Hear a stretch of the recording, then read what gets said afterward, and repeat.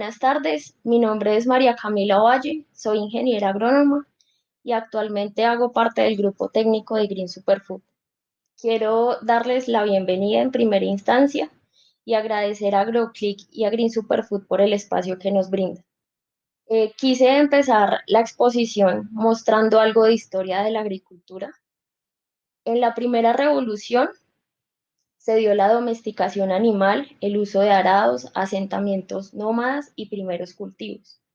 En la segunda revolución hubo aumento de poblaciones, mayores extensiones de tierra para cultivar, nuevos fertilizantes y rotación de cultivos.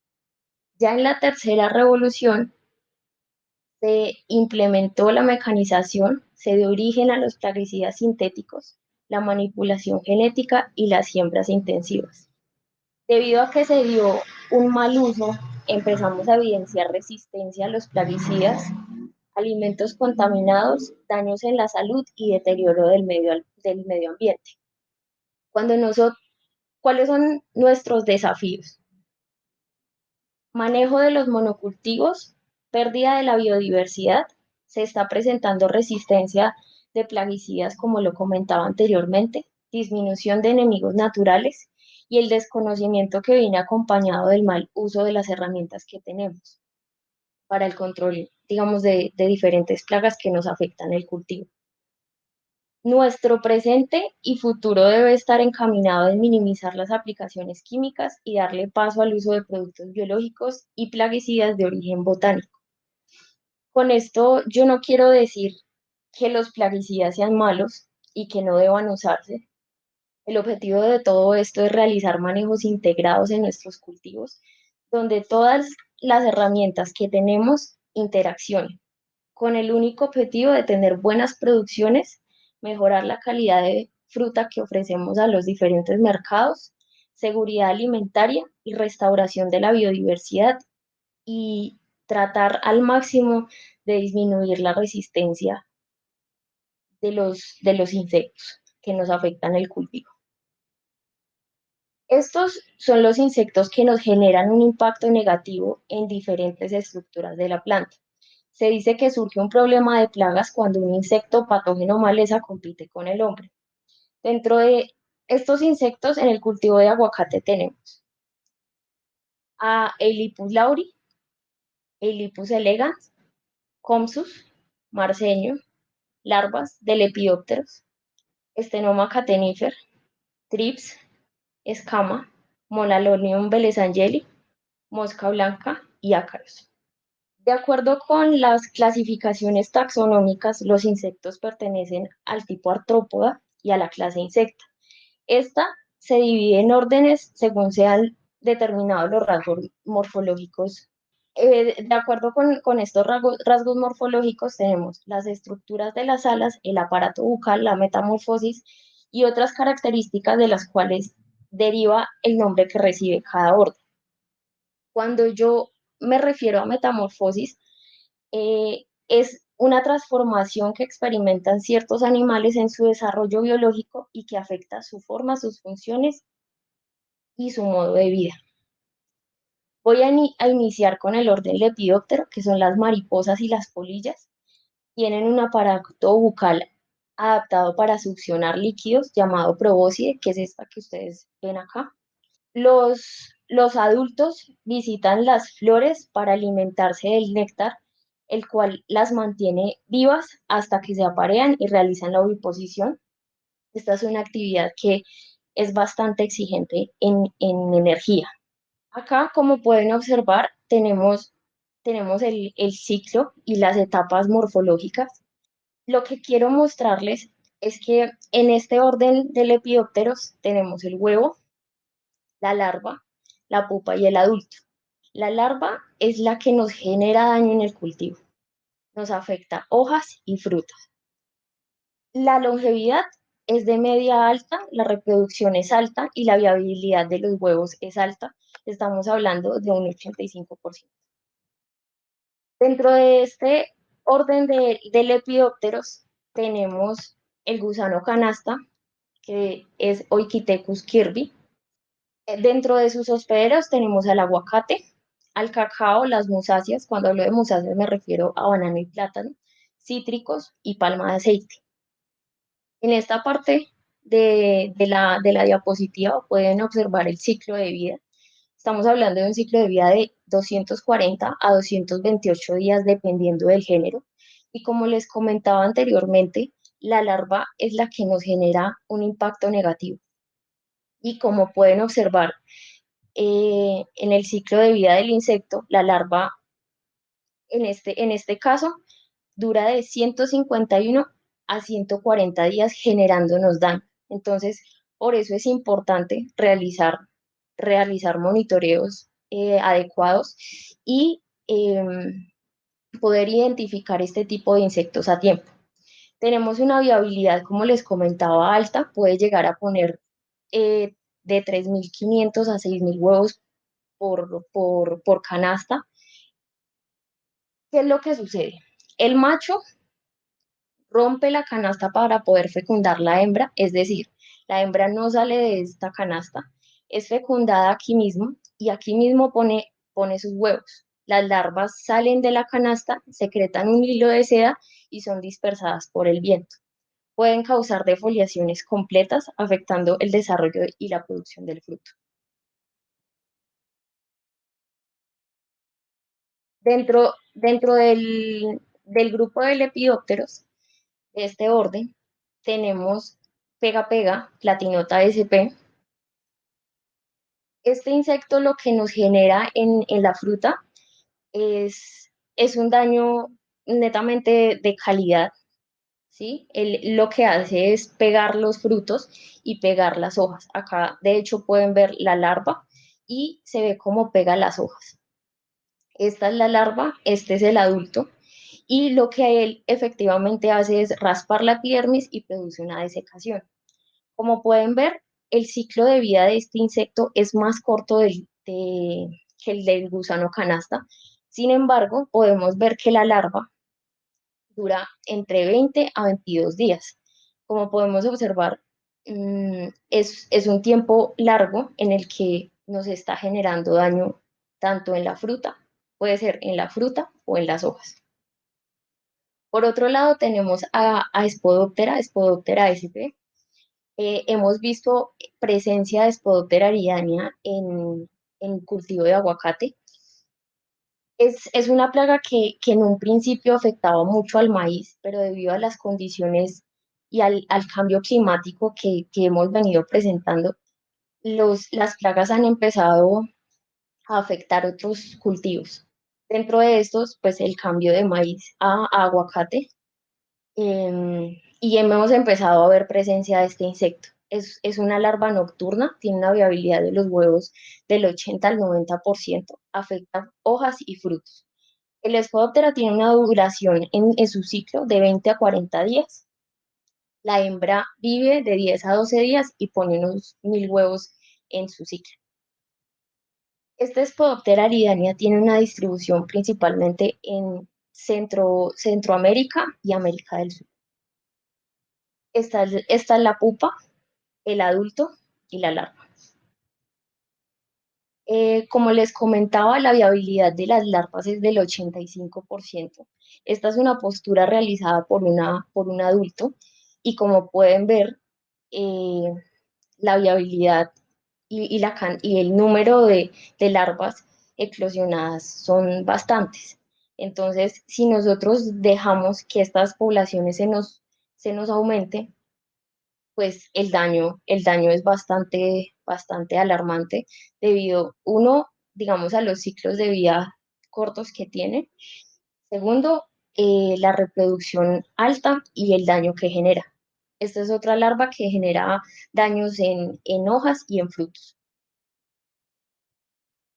En el momento en el que tenemos presencia de cierto tipo de larvas nocturnas, nosotros podemos ir a campo y vemos algo como esto, en donde podemos observar daños en el área foliar, pero en el día no la encontramos. Acá en esta foto se ve, pero es debido a que ya está próxima a empupar. Entonces, les pongo un ejemplo. El monitor viene y revisa este tipo de árbol y como pueden observar, hay bastantes daños del árbol, pero no se ve ningún individuo. Hay un tema muy, muy importante que sí vale la pena que de pronto lo incorporen dentro de sus monitoreos, y es la evaluación de las larvas nocturnas en el cuello del tallo. Esto es una fotografía que tomamos debido a esto. No se encontraba en el área foliar y empezamos a buscarla pues dónde estaba este insecto debido pues a los daños que evidenciábamos, y cada día que pasaba se veía una mayor presencia. Entonces nos dimos cuenta que se encontraba en el cuello del tallo, no se profundiza mucho, entonces sí es importante que dentro de los monitoreos podamos empezar a implementar este tipo de técnicas para que no tengamos problemas en disminución del área foliar y afectación de la calidad de la fruta. Esto pues es una fotografía donde pueden ver lo voraz que son las larvas si nosotros las dejamos avanzar. Esta es una foto de un cuaje que evidentemente es una fruta que no tiene ningún mercado. Dentro del grupo de los lepidópteros tenemos también a Stenoma catenífer. Es una plaga cuarentenaria, tiene un ciclo de vida de 40 días. Dentro de dentro de sus etapas larvales es de color rojizo, marrón, y en el momento en el que van a pupar se torna azulada. Es nocturna y aquí pues podemos observar las posturas, los huevos. Esta es la distribución de Stenoma catenífera a nivel mundial. Se encuentra en México, Costa Rica, Honduras, Nicaragua, Panamá, Colombia. Y aquí es donde nosotros podemos observar por qué, digamos, las restricciones de los mercados, porque también, digamos, mercados como Estados Unidos, Japón, China, necesitan blindarse debido a que no tienen presencia de este tipo de insectos. Acá les quiero mostrar los adultos de Stenoma catenífer. Esta es la hembra, este es el macho. Y eh, realmente no todas las polillas son Stenoma catenífer. Stenoma tiene una característica, y es que en sus alas tiene una forma de maní. En sus alas tiene esta forma que se ve acá. Esto es, digamos, el rasgo característico de este insecto, para que lo tengan en cuenta. Y estos son los daños que nos genera. En fruto, estas son las larvas. Obviamente, y como se puede evidenciar, es una fruta que no tiene ningún mercado. Esta es ya la larva llegando a la fruta. Y quise traer a colación esta semilla que nosotros encontramos en campo. Mm, Y este insecto muchas veces no se evalúa en el suelo. Entonces sí es importante que nosotros revisemos las semillas que se encuentran en el suelo, que nuestro monitor nos colabore en esa labor, o nosotros mismos vayamos a campo y no solo tratemos de buscar a Stenoma en este tipo de frutos, sino también en la fruta del suelo. Empecemos a implementar técnicas como la recolección de fruta del suelo con la finalidad de evitar proliferaciones, porque se puede dar este tipo de cosas, que en la semilla nosotros encontremos estenoma y pues, evidentemente nos va a generar un daño en el cultivo. ¿Dónde estenoma pone sus huevos?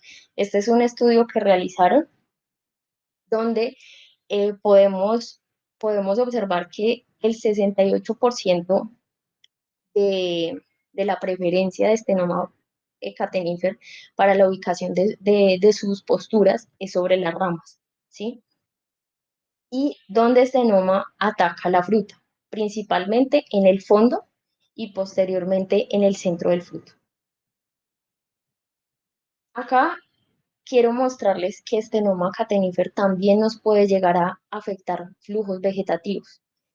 Son ramas que hay que desecharlas porque evidentemente el xilema y el floema se ve totalmente afectado, no hay traslocación de absolutamente nada. Y pues sí es importante que dentro de nuestras evaluaciones miremos que no tengamos este tipo de ramas dentro del cultivo dañadas por Stenoma catenífera. Dentro del orden de los coleópteros tenemos un aparato bucal masticador, también hay una metamorfosis completa, entonces es huevo, larva, pupa y adulto. En este caso, a diferencia de los lepidópteros, los coleópteros nos genera daño la larva y el adulto en el cultivo. Hay unas larvas que se alimentan directamente de las raíces y hay adultos que se alimentan de las hojas, de la fruta. La longevidad es de media alta, la tasa de reproducción es baja y la viabilidad de los huevos es alta en un 83%. Quiero empezar con Eilipus lauri, es un coleóptero, como se les comentaba anteriormente. Mm, tenemos hay una presencia de dimorfismo sexual, es decir, la hembra, que es esta, tiene un rostro o pico mucho más largo que el del macho. ¿Esto a qué se debe? A que ella es la que realiza las perforaciones sobre el fruto y deposita el huevo con su rostro.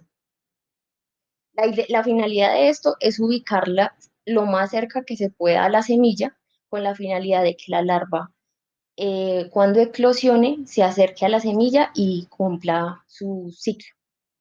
La biología de Lipus lauri está estrechamente ligada a la disposición de frutos de aguacate. Las larvas presentan canibalismo, una sola por semilla o una por cotiledón. El ciclo total del adulto es de 253 días a 264 y la hembra puede llegarnos a ovipositar al mes 36 huevos. Esta es la distribución de Illipus lauri. También es una plaga cuarentenaria como Stenoma catenífer y también es un barrenador.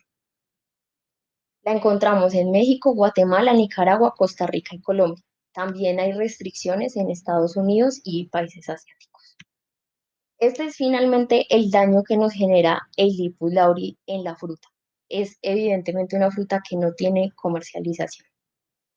Yo quise mostrarles también la diferencia entre el daño de Lipus lauri y Stenoma catenífer, que es una duda que, que en campo a veces se ve.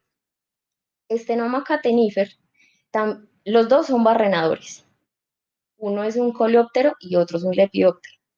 La diferencia radica en que Stenoma catenífer, en el orificio en la perforación, podemos observar excretas. En el Lipus lauri nosotros vemos un daño más limpio. Esa es la diferencia. En excretas, en Stenoma catenífer y en el Lipus lauri un daño limpio. Esa es básicamente la diferencia. Y acá podemos ver la diferencia más visual, por así decirlo, de la larva. Entonces tenemos una larva de color rojizo y hay Lipus lauri que es de color crema. Por otro lado tenemos a Eilipus elegans. Esta es la larva, este es el adulto y esta es la pupa. El daño es una coloración rojiza en la parte interna. Podemos observar exudados en la parte externa y internamente nos generan galerías las larvas. Es un barrenador, se encuentra dentro del tallo y este tipo de picudos cumple su ciclo de vida asociado a tejidos de la planta. Por otro lado, tenemos a Compsus. Este insecto, como yo les comentaba anteriormente, nos genera daño. El adulto, que es este insecto, en las hojas y la larva nos genera directamente daño en la raíz. El macho puede llegar a vivir 12 meses, la hembra de 9 a 5 meses, la pupa 39 días y la larva de 5 a 10 meses. Podemos llegar a tener por postura 17 huevos. Este es el daño que nos genera el Compsus. Es un daño en forma de cegueta. Este es el insecto. Y esto es lo que nosotros veríamos en campo si tenemos una presencia alta de este individuo o si está presente en el cultivo. También quiero mostrarles la diferencia generada por ciertos insectos en el área foliar. Comsus nos genera una forma de cegueta, como lo pueden observar acá. La larva nos genera un daño un poco más heterogéneo, en, así es, digamos, su daño. Y la hormiga nos genera un daño en forma de son como círculos. Entonces, esta es la diferencia que nosotros podemos observar directamente en campo y pues así de pronto si no logramos ver el insecto con estas fotografías y conociendo cuál es el daño real en el área foliar, podemos determinar qué insecto es el que nos está generando el daño. Por otro lado, tenemos a Filofaga obsoleta, es un cucarrón marceño. El daño nos puede llegar a generar un impacto del 40 al 60%. La duración total de sus ciclos de 1 a 2 años, tiene unas altas tasas de alimentación, nos pone un huevo por postura y puede llegar a ponernos durante todo su ciclo 39 huevos. Este insecto, este es el adulto y la larva es la conocemos comúnmente como chisa. Este insecto lo podemos observar con mayores presencias en mayo y junio. Sin embargo, debido a los cambios climáticos que hemos presenciado, ya no es tan notorio sus apariciones en esta época, sino a veces es un poco fluctuante. Este es el daño generado por Marcel. Son especie de caminos, como lo pueden observar. Y quise también mostrar la diferencia entre el daño de marceño y el daño de la larva. La larva a nosotros nos genera daños un poco más profundos y ella tiende a ser más voraz. Entonces, esta es la diferencia entre el daño de un marceño y de una larva de lepidóptero. Por otro lado, tenemos al orden Hemiptera. Acá entra los chinches, moscas blancas, cochinillas y pulgones. Estos tienen una metamorfosis incompleta. Esto hace referencia, la metamorfosis incompleta hace referencia a un insecto que nace con una forma similar a la del adulto, que es lo que nosotros podemos observar acá. Este es el adulto y la ninfa tiene aspectos muy similares. Dentro de este orden, el aparato bucal es chupador, y en el cultivo nos genera daño la ninfa y el adulto. Nos afecta frutos y flujos vegetativos, también nos afectan las hojas. La longevidad es media, la tasa de reproducción media y la viabilidad de los huevos es del 70%. Monalonium belezangeli, que hace parte de este orden. El ciclo de vida es de 63 días, el huevo 23 días, la ninfa 27 días y el adulto de 10 a 12 días. Podemos llegar a presenciar daños del 60 al 100%. Tenemos huevos por postura de 2 a 3, huevos totales por ciclo 100. Es importante que tengamos en cuenta que Monalonia tiene, la hembra tiene una coloración naranja y el macho es de color negro. Esto es muy importante que nosotros lo sepamos para el momento de identificar este tipo de insectos. Este es el daño que nos genera en la fruta, obviamente fruta en donde, digamos, se está empezando a desarrollar, es un cuaje. Eh, Vemos evidentemente que es una fruta que se momifica y finalmente se va a caer. Los hospederos, guayaba común, Eugenia, guayaba freijoa, el café y el aguacate. Acá podemos ver el insecto, el adulto. Estas son las ninfas. Esta es una ninfa que tiene un estado más avanzado. Acá podemos ver la presencia ya de alas. Este es el huevo. Y estos son los daños que nos generan en flujos vegetativos. Yo quiero mostrarles estas imágenes con respecto al daño en flujo vegetativo, porque muchas veces podemos evidenciar que En, en cuaje es donde nos genera, digamos, el impacto más visible o el daño más visible. Pero ¿qué pasa? Como pueden ver acá, estamos en floración y él nos está generando daño. Entonces, la idea es que seamos un poco más preventivos y empecemos a evaluar desde floración, cuando viene acompañada la flor de flujo vegetativo, empecemos a evaluar este tipo de estructuras para que cuando lleguemos a cuaje no hayan esos daños del 80, del 60, del 100%, porque ya nos venía afectando, sino que a veces no tenemos muy en cuenta de pronto es falta de conocimiento con respecto a esto y nos afecta, digamos, la fruta por no conocer este tipo o por no haberlo visto en campo. También quise traer a colación este tipo de, digamos, como de errores que se ven en campo. Y es que confunden a Monalonium bellisangeli con este controlador biológico. Como pueden ver, eh, este controlador biológico es un poco más opaco que Monalonium bellisangeli.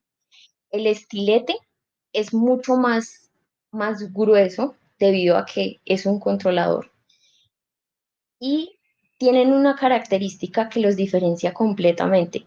Y de hecho es un rasgo solamente de Monalón y es estas manchas que tiene en sus patas.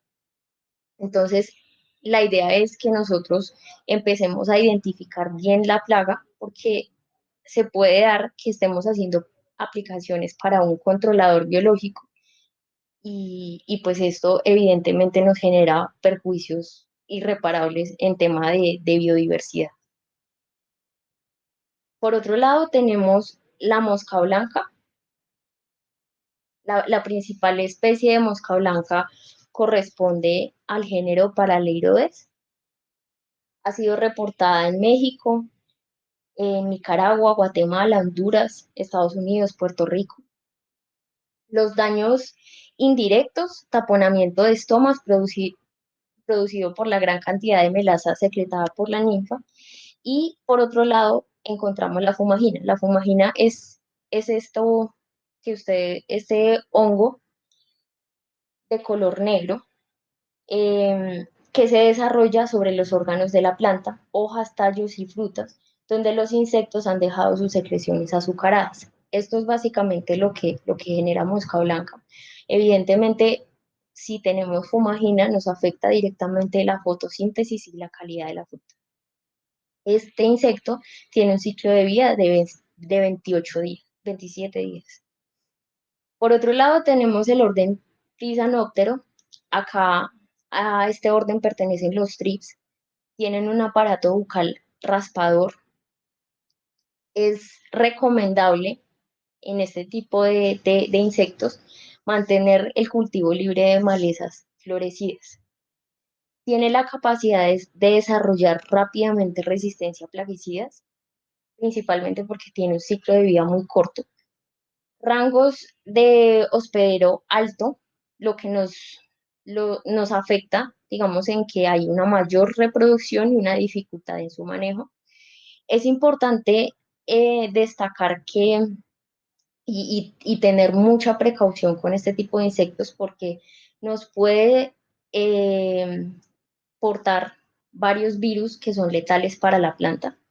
Llegan a medir de 1 milímetro hasta 6 milímetros y en cuanto a su reproducción es sexual y por paternogénesis. Cuando me refiero a paternogénesis es una reproducción que consiste en el desarrollo de una célula reproductora hasta llegar a formarse un nuevo individuo sin que se produzca la fecundación. Acá podemos ver la distribución de Franklinella. La encontramos en América, Europa, Asia y África. Thrips palmi, América, África, Europa y Oceanía. En esto, ahí podemos ver presencia. Em, en cuanto, digamos, a los thrips, podemos ver un daño del 30 al 40% Un ciclo de vida de 9 a 16 días, como les comentaba, es bastante corto. Huevos totales por ciclo de 40 a 100 huevos y estadios con altas tasas de alimentación, principalmente el adulto y la niña. Estos lo que hacen es raspar el contenido celular de los tejidos y producen necrosamiento y deformaciones, como las pueden ver en la imagen de los frutos, donde podemos evidenciar unos picos, eh, y ahí es donde la calidad, evidentemente, de la fruta se deteriora. En la flor se produce una alteración en el proceso de fecundación y daños en los órganos jóvenes, eh, o en su fase de crecimiento generan deformaciones. Por otro lado, tenemos los arácnidos. Acá encontramos los ácaros. Estos son fitófagos. Durante periodos prolongados de sequía y temperaturas altas, se puede aumentar exponencialmente las poblaciones. Los estados de desarrollo de larva y ninfa se alimentan de las hojas, y esto lo que hacen es romper las células epidermales y causar una coloración parda del follaje. Acá podemos ver el daño del 40 al 50%, ciclo de vida corto de 14 a 15 días, 36 huevos por ciclo, y ellos lo que hacen es alimentarse y succionar savia. Se concentran en las de las hojas y esto es lo que vemos finalmente en las hojas de aguacate.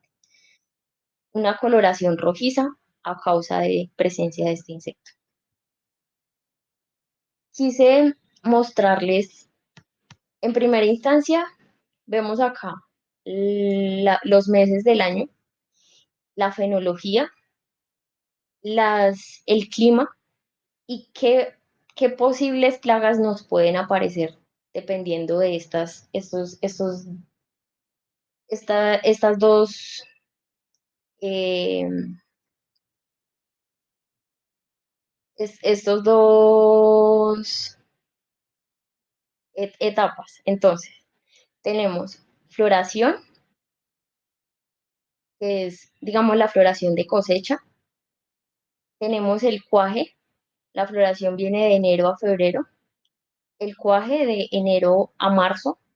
Tenemos un crecimiento vegetativo de febrero a abril, un crecimiento del fruto de abril a septiembre, y de octubre a noviembre tenemos la cosecha principal. Ya la segunda floración, que es la traviesa, la tenemos de junio a agosto, el cuaje de julio a septiembre, el crecimiento vegetativo de agosto a octubre, el crecimiento del fruto de octubre a marzo y la cosecha de marzo a abril. Dependiendo del clima presenciado en los diferentes meses, podemos observar la presencia de diferentes plagas. Entonces, en temporadas cálidas, que es enero-febrero, podemos ver la presencia de ácaros, trips, porque nos encontramos en unas etapas de floración. Y como les comentaba, en crecimiento vegetativo nosotros podemos empezar a ver presencia de Monalonium. Además, que vamos a pasar a una temporada lluviosa donde Monalonium se hace más, tiene más presencia. En las etapas de lluvia, marzo, abril y mayo, tenemos Monalonium velezangeli, que puede llegarnos a afectar el cuaje, el flujo vegetativo, y tenemos escama, Comsus. Y con respecto al Lepidopteros, Stenoma cateniferi y Lipus lauri, realmente hemos evidenciado que se puede encontrar durante todo el año. Con respecto a la mosca blanca, principalmente genera, genera presencia, y de hecho la podemos evaluar en los flujos vegetativos nuevos, porque son estructuras un poco más suculentas y ahí puede desarrollarse mejor este tipo de insectos. En junio, julio y agosto volvemos a tener presencia de ácaros, trips, porque estamos en la floración de la traviesa, y consus. Ya en la temporada de lluvia De octubre a noviembre volvemos a tener presencia de monalonio, escama, eh, Comsus, y en diciembre, que es una temporada cálida, vemos presencia de ácaros, de trips, porque estamos con la floración de la cosecha principal, y como les comentaba, lepidópteros, Stenoma catenifer y el Lipus lauri. Ya posteriormente quiero tratar, y para finalizar, es el tema de manejo por orden. Entonces, iniciamos con lepidópteros, donde podemos evidenciar que el manejo de trampas de luz para la mayoría de lepidópteros son muy efectivos. En cuanto al control cultural, principalmente en Stenoma catenifer, que es la que nos genera daño en semilla y fruta, la recolección de la fruta es el mejor control. Por otro lado, el tema de fertilización. Esto es unas fotos del doctor Braulio Alberto Lemus, en donde nos muestra que cuando tenemos cultivos muy bien fertilizados, con buenos balances nutricionales, calcio, silicio, podemos evidenciar que el aparato bucal del insecto, y en este caso de los lepidópteros, como lo pueden ver acá, este es el aparato bucal normal, pero cuando tenemos silicio y calcio en nuestras estructuras del cultivo, mm, se genera un desgaste de este aparato bucal. Entonces, también en todo este manejo entra y es indispensable el tema de la fertilización. Por otro lado está el control biológico con referencia a Bacillus, que es uno de los principales controladores biológicos que tenemos. Es una bacteria. Esta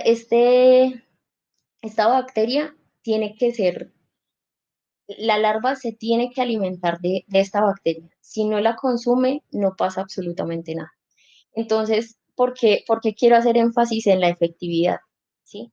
Dependiendo de los estados larvales en los que hagamos la aplicación o el control. Y es importante porque en el estado larval 1 y 2 vamos a ver la mayor eficacia, y en el estado larval 4 es menor. Esto porque la larva ya no está enfocada en alimentarse, sino en empupar. Entonces aquí ella deja de alimentarse y por consiguiente estas aplicaciones no van a ser tan efectivas. Tiempo para incubarse y afectar el insecto plaga: Bacillus thuringiensis tiene de 24 a 72 horas, nematodo de 28 a 72 horas, los hongos mayor a 72 horas y los virus de 72 horas en adelante. Esto porque es importante, por cuando digamos nosotros hacemos una aplicación y queremos ver mortalidades, muchas veces pretendemos que con controles biológicos vamos a tener una eficacia inmediata, y no es así, porque necesitan adaptarse al medio, porque necesitan colonizar. Entonces, sí es importante que tengamos este tipo de cosas en cuenta. En cuanto al control químico, la verdad no voy a hablar de productos ni moléculas. Considero que hay que tener en cuenta en primera instancia el monitoreo de plagas, el estado biológico de la plaga, conocer el individuo para asimismo generar recomendaciones técnicas. En cuanto al manejo de coleópteros, tenemos el uso de trampas luz. En cuanto a control cultural para Comsus, nos funciona muy bien el tema de cintas para el adulto, y este tipo de cintas ubicadas en las ramas. Acá la hembra del Comsus tiende a ovipositar. Entonces, pues son cierto tipo de controles culturales que nos pueden generar un impacto benéfico. Y en relación a el Lipus lauri, la recolección de fruta. Por otro lado, pues tenemos el control biológico con Metarrhizium y Beauveria. Quise traer a colación estas gráficas donde podemos ver que tanto Metarrhizium como Beauveria tiene de 0 a 6 horas para adherirse o para adaptarse a su medio.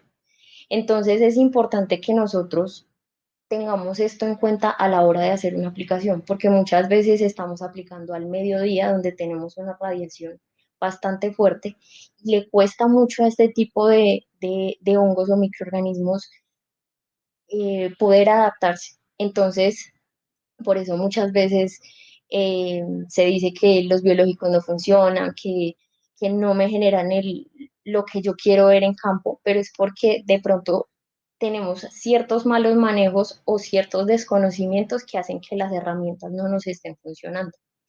Y como pueden observar, la muerte del insecto con metarricium la podemos ver de las 48 a las 72 horas. Y muchas veces aplican un metarricium y al otro día están evaluando mortalidad. Entonces, es importante que nosotros empecemos a tener en cuenta este tipo de información para poder tomar decisiones y para poder decir si una aplicación realmente funciona o no funciona.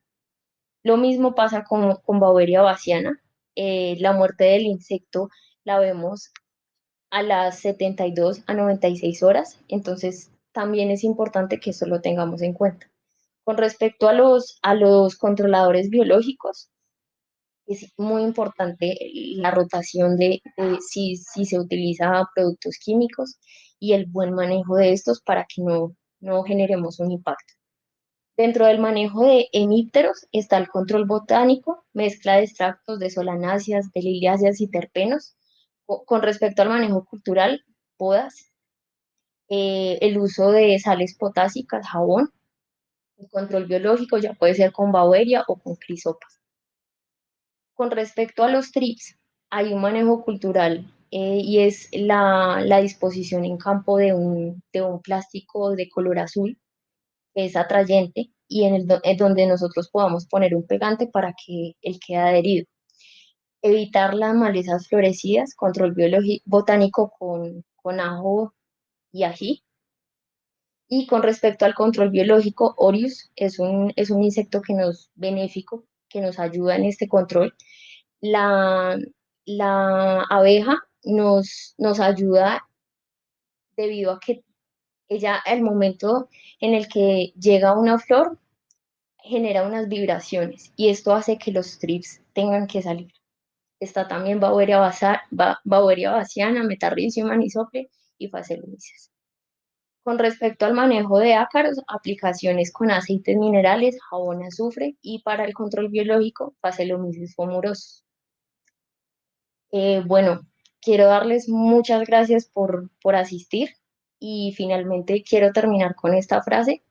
Haz lo que humanamente puedas, lo que no déjaselo a Dios. Muchísimas gracias y Dios los bendiga. Voy a continuar con las preguntas que nos llegaron. Jorge Rodríguez, ¿cuál es la distancia que exigen en cuanto a la zona buffer el mercado americano para plagas de este nombre? Nos exigen 1 kilómetro a la redonda principalmente. Antonio Asprilla pregunta, ¿qué determina la aparición de marceños? Bueno, como yo les comentaba, los marceños por lo general eh, tienen su aparición en los meses de mayo y junio. Y como les comentaba, afecta directamente la fruta y las hojas. Apariciones altas las podemos ver en ese tipo de meses. Sin embargo, si no hacemos controles adecuados, pues obviamente la plaga puede afectar bastante la fruta. En pregunta de Manuela Restrepo. Algunos productos no son permitidos por Global Gap para algunas plagas, pero es el único en el mercado para el control. ¿Qué puedo hacer en este caso? ¿Cómo controlarlo? ¿O puedo usar en un caso extremo? Em, Realmente considero que las herramientas las tenemos. La idea no es utilizar productos que estén por fuera de este rango exigido por Global Gap, porque y que no tengan registro. Ese es el principal inconveniente, que no tengan registro y de pronto que no los conozcamos bien, porque ahí podemos evidenciar problemas, digamos, en los límites máximos residuales. Ese es el principal inconveniente. Entonces, al utilizar ciertos productos y que no los conocemos, entonces las curvas de degradación se nos aumentan y pues ahí sí tenemos un problema grave. Considero que para todas las plagas hay manejos culturales, digamos como es el caso de el lipus y de estenoma, que con este tipo de manejos sin productos químicos podemos hacer un manejo contundente para esta plaga. Por otro lado, pregunta Paola Zuluaga, índice de aparición de Ilipus lauri, esta condición por altura sobre el nivel del mar, de dónde se encuentra el cultivo. La verdad, el Ilipus lauri lo he visto en todas las alturas al nivel del mar, en donde se desarrolla el aguacate, pero sí hemos podido observar que a 1600, 1700 metros sobre el nivel del mar podemos ver una presencia un poco más alta de este insecto. Eh, Pregunta Cristian Angulo, ¿cuál es la manera más acertada de hacer el control de TRIPS químico o biológico? Como yo les comentaba, todas las herramientas que nosotros tenemos, la idea es que las empecemos a manejar, hagamos rotaciones, porque si nos quedamos solo con químicos y en etapas de floración afectamos las abejas y ahí se nos ve afectado el cuaje y las producciones. Entonces es importante que nosotros si en floración podemos disminuir las aplicaciones químicas, personalmente considero que es mucho mejor.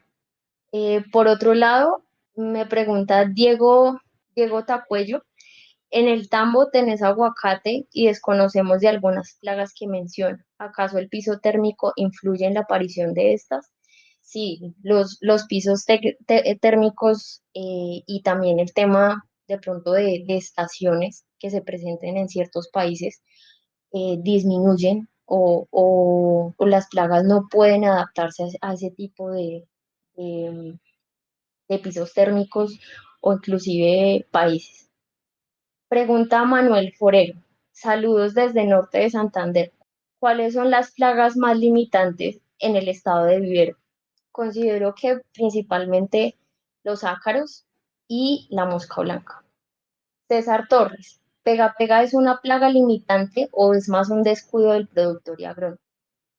El pega pega es una plaga que nos genera impacto negativo y como todas las plagas, si nosotros las dejamos evolucionar y las dejamos eh, que tengan unas incidencias altas, pues evidentemente tiende a ser primero pues un descuido y nos pueden llegar a generar problemas bastante contundentes.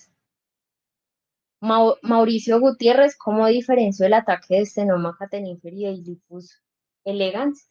Pues realmente los daños son bastante diferentes. No sé si de pronto hacía referencia a Lipus lauri. Eh, Stenoma catenífer nos afecta a la fruta y el Lipus elegans es también un barrenador, pero nos afecta directamente el tallo. Y como lo vieron en la exposición, la diferencia entre Ailipus lauri y Stenoma catenífer es el daño que nos genera y es que en Stenoma es un poco más vemos, digamos, ese acerrín o excretas, a diferencia que en el Ailipus lauri nosotros vemos un daño más limpio. Por otro lado, me pregunta Alexandra Díaz, maneja un cultivo de aguacatejas y en la floración loca encuentro mucho trips. ¿Es viable generar un manejo químico en este estado cuando sé que los frutos son de muy bajo calibre para exportar? Bueno, con referencia a esto, lo mismo que respondí en la anterior pregunta, considero que es un tema que debería en lo posible manejarse con aplicaciones biológicas debido a las apariciones de, de polinizadores en esta etapa de floración. Y pues la idea es que nosotros, digamos, con esta presencia de abejas y de polinizadores, nosotros podamos aumentar el cuaje. Entonces, en mi opinión, sí es preferible realizar aplicaciones biológicas en esta etapa. Eh, Viviana Jiménez pregunta cuáles son las plagas que restringe el mercado europeo y cuáles son del mercado americano. Bueno, como les comentaba, principalmente el Lipus lauri, Stenoma catenífer y la escama. Es muy importante que eso lo tengan en cuenta para esos dos mercados. Natalia Cardona. ¿Es suficiente un control biológico para mantener los umbrales por debajo de lo recomendado? Realmente considero que no. Hay que utilizar todas las herramientas. Los productos químicos también nos ayudan a bajar poblaciones si los utilizamos de una manera adecuada. Considero yo que es un balance con, con la única finalidad de que pues, el tema de biodiversidad no se vea afectado y podamos nosotros tener utilidades en nuestro cultivo. La mosca del ovario no son limitantes, pregunta Vanessa Viloria. Mosca del ovario no es una limitante y mosca de la fruta no es importante. Bueno, la mosca del ovario sí es una limitante porque nos afecta directamente el cuaje. Es una fruta que es un fruto que no se desarrolla, queda en una forma de pepinillo y él nunca llega a un estado, digamos, como de maduración o de desarrollo.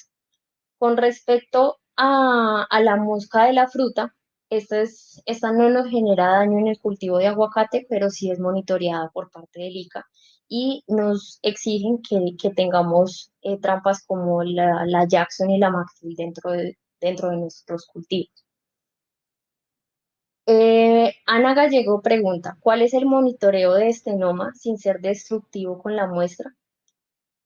Y cómo es el monitoreo de TRIPS y de ILICUS. Entonces, con respecto a estenoma, considero que no hay que dañar pues, dañar gran cantidad de frutos, porque es una evaluación que se puede hacer visual.